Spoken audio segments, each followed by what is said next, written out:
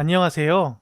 오늘은 프랑스 말고 맛있는 와이너리 어디 없을까? 라는 주제를 가지고 아르헨티나 카테나 자페타 와인에 대해 설명해 드리도록 하겠습니다. 목차는 추천서적, 아르헨티나 말백이 유명한 이유, 포도나무를 죽이는 벌레나 요인, 추천하고 싶은 와인, Q&A로 이루어졌습니다.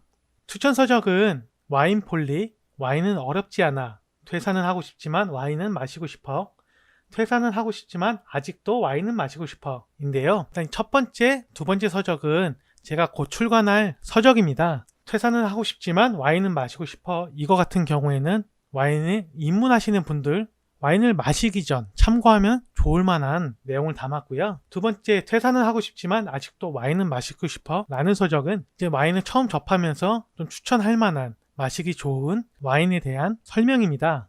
그리고 오늘 스트리밍을 할 때 와인은 어렵지 않아, 와인폴리 이 두 서적의 도움을 받았고요. 와인에 대해서 좀 더 전문적으로 조금 더 깊게 알기를 원한다면 와인폴리와 와인은 어렵지 않아 꼭 추천해 드립니다. 아르헨티나 말백이 유명한 이유는 말백은 원래 프랑스 보르도 지역에서 가장 유명한 품종 중에 하나였습니다. 우리가 흔히 알고 있는 정말 최상급 1등급에 해당하는 와인을 만들 때 반드시 블렌딩을 하는 품종이었고요. 1986년 프랑스 농업공학자 미셸 푸조에 의해 아르헨티나에 소개됐습니다. 그리고 또 하나, 말백 품종이 너무 유명하다 보니 아르헨티나의 한 와이너리, 유명하지 않은 와이너리였죠. 거기서 말백 포도나무의 가지, 뿌리를 잘게 잘라서 자기 여행 가방에 가져왔다는 그런 얘기도 있습니다. 아르헨티나 지역 중에 멘도사 지역에서 가장 뛰어난 적응력을 보이고 있고요. 말백 같은 경우에는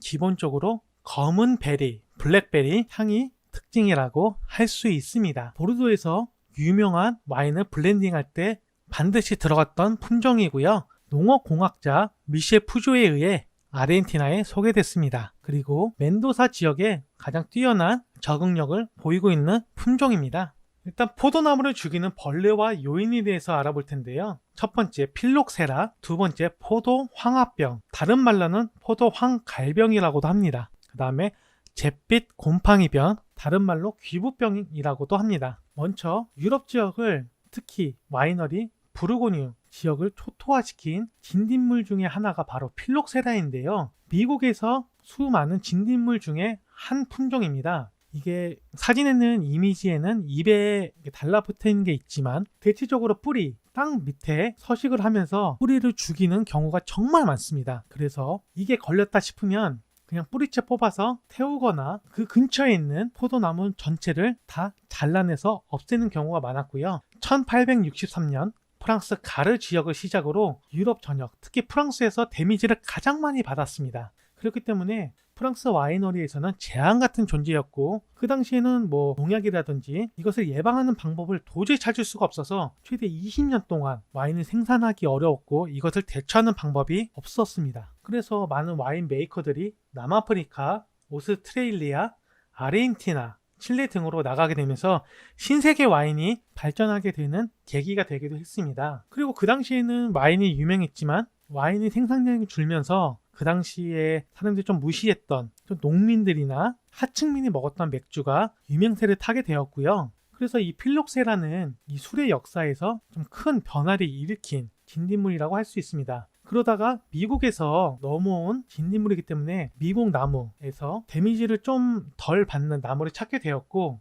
그 토종 나무와 접목을 시켜서 극적으로 부활을 하게 됐습니다. 그래서 현재에도 필록세라를 막기 위해 미국 토종 나무와 접목을 시켜서 이제는 이 필록세라를 대비하고 있습니다. 네, 의도치 않지만 생화학적인 테러라고 볼 수가 있죠. 두 번째로는 이게 필록세라는 예방법, 그리고 문제 해결을 할 수 있지만 포도 황화병, 포도 황갈병은 아직까지도 예방법을 찾지 못한 병균입니다. 사진에서 보다시피 푸른 잎이 아니라 잎이 노란색, 갈색으로 변하게 되고요. 매미충에 의해 전염된 병입니다. 광합성을 방해하고 잎이 노랗거나 혹은 갈색으로 변하고, 이게 영양분을 너무 과다 섭취하거나 아니면 영양분 혹은 햇빛을 제대로 받지 못해서 발생하기도 하는데요. 일단 이 병에 걸리거나 낌새가 보이다 싶으면 뿌리까지 뽑아서, 그리고 그 근처에 있는 모든 나무를 다 뽑아서 불태우는 수밖에 없습니다. 그래서 아직까지도 뭐 농약에 의해서 약간 대비를 한다고 하지만 그거는 완벽한 대비법이 아니라 이 병을 늦추는 효과밖에 없다고 합니다. 네, 맞습니다. 아까 앞서 보여드렸던 필록세라 같은 경우에는 꼭 와인뿐만이 아니라 맥주, 그다음에 스코틀랜드의 그 싱글 몰트를 세상에 알린 요인이기도 합니다. 다음으로는 잿빛 곰팡이병,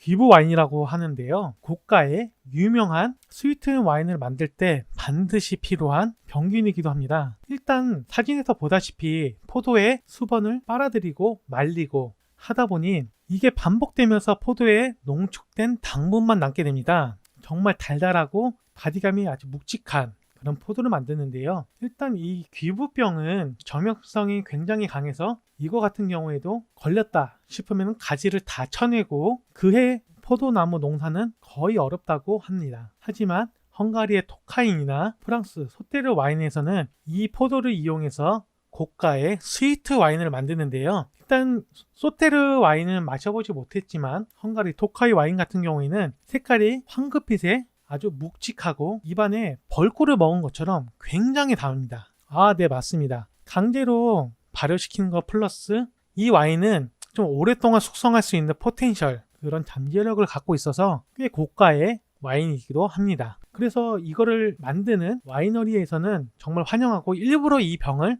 유도를 하지만 그렇지 않은 와이너리 같은 경우에서는 한 해의 포도 농사를, 와인 농사를 망치는 주요 원인 중에 하나이기도 합니다. 이것 외에도 여러 가지가 있지만 앞서 말했던 필록세라, 포도 황화병, 잿빛 곰팡이병, 이 세 가지가 와이너리를 힘들게 만드는 벌레이자 요인입니다. 필록세라는 와이너리에서 가장 싫어하는 벌레이고 포도 황화병, 포도 황갈병은 현재까지 예방법이 없습니다. 잿빛 곰팡이병을 방기는 와이너리도 있지만 그렇지 않은 와이너리가 아직도 좀 많습니다. 네 번째로 추천하고 싶은 와인인데요. 아르헨티나 까테나 자파타 루카 피노누아, 아르헨티나 까테나 자파타 루카 말백 총 2병을 준비해 보았습니다. 루카 피노누아인데요. 색상은 굉장히 밝은 루비 색상이고 라즈베리 향이 굉장히 강합니다. 날듯 말듯한 흙냄새가 좀 섞여 있고요. 이 루카 피노누아 빈티지가 2017년인데 아직도 타닌의 좀 꺼끌함 그리고 쌉싸름한 맛이 아직도 강합니다. 그렇기 때문에 지금 마시기보다는 한 1년 아니면 2년 정도 좀 더 한 다음에 마시는 게 조금 더 좋을 것 같고요.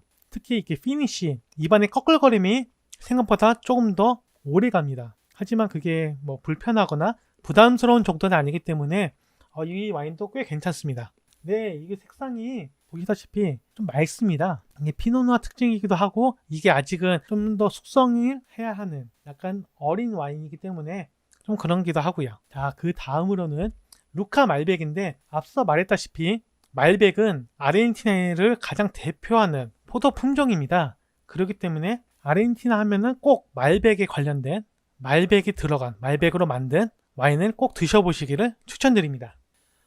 여기서 보면 루카 올드바인 말백이라고 적혀 있는데요. 빈티지도 똑같이 17년입니다. 여기서 적혀 있는 올드바인이라는 건 오래된 나무, 최소 50년 이상 된 나무에서 생산된 포도로 만들었다는 의미고요. 앞서 본 루카 피노누아와 다르게 색상이 굉장히 짙고 블랙베리 향이 굉장히 진하게 나고 있습니다. 약간 탄내 비슷한 냄새가 나긴 하는데요. 그게 거슬리거나 좀 기분을 상하게 하는 그런 정도까지는 아닙니다.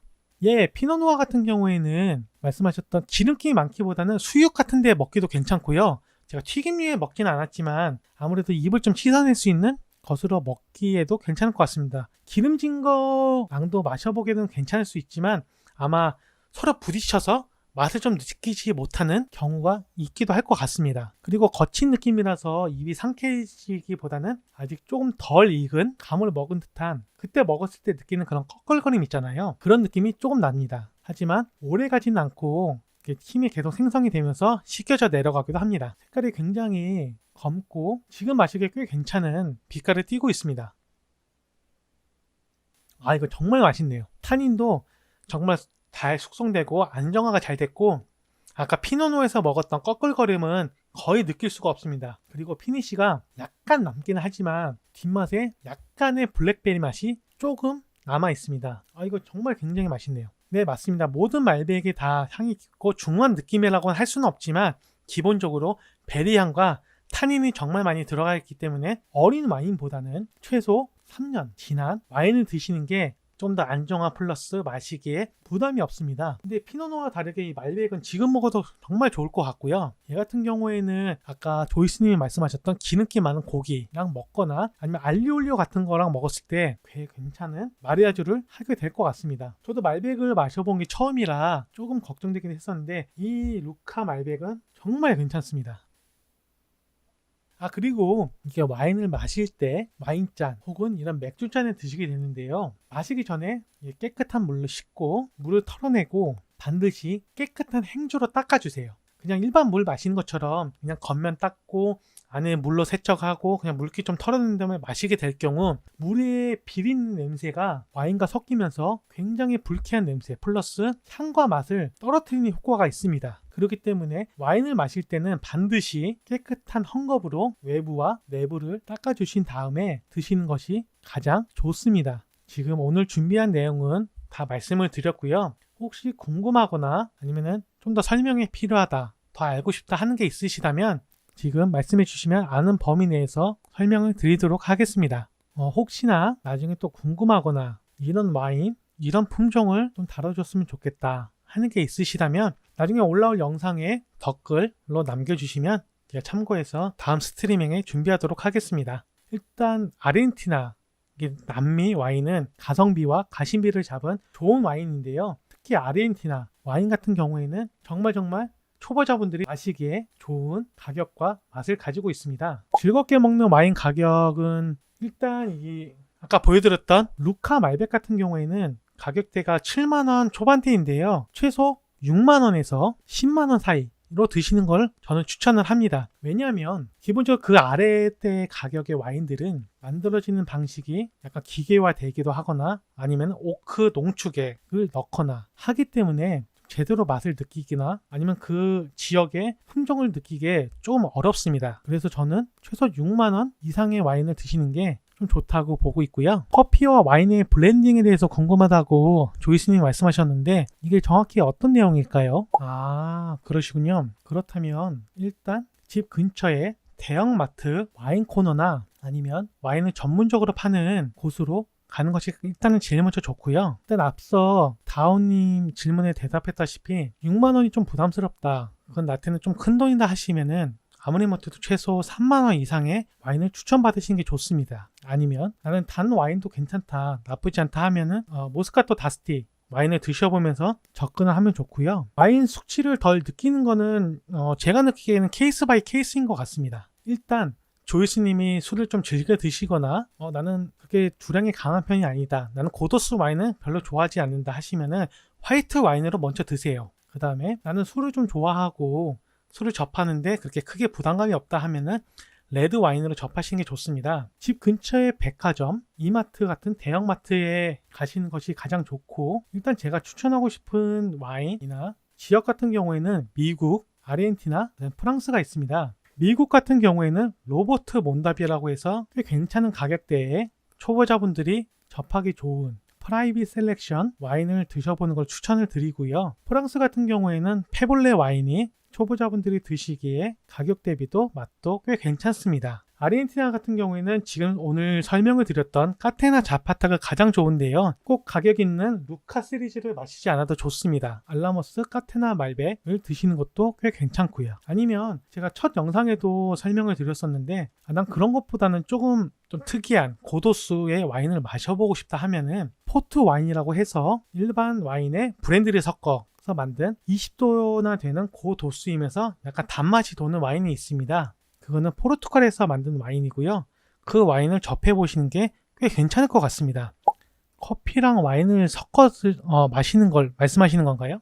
일단 저는 와인에 뭘 다른 걸 섞어 먹는 거를 해보질 않았기 때문에 그거는 저도 잘 모르겠습니다. 그리고 커피랑 와인을 섞어 마시면 글쎄요, 맛이 과연 있을까요? 일단 그거는 제가 해보지 않아서 뭐라고 말씀드리기가 참 어렵습니다. 혹시 다른 질문 있으실까요? 일단 참고는 해보겠습니다. 근데 아까 말씀드렸다시피 제가 기본적인 술에 뭔가 다른 거를 섞어 먹는 걸 그렇게 선호하는 편은 아니라서 나중에 한번 참고해 보도록 하겠습니다. 네, 오늘도 스트리밍 방송 들으셔서 정말 감사하고요. 나중에 편집된 영상도 또 잘 준비할 테니 그때도 즐겁게 보시고 좋아요와 댓글 부탁드리겠습니다. 들으셔서 감사합니다.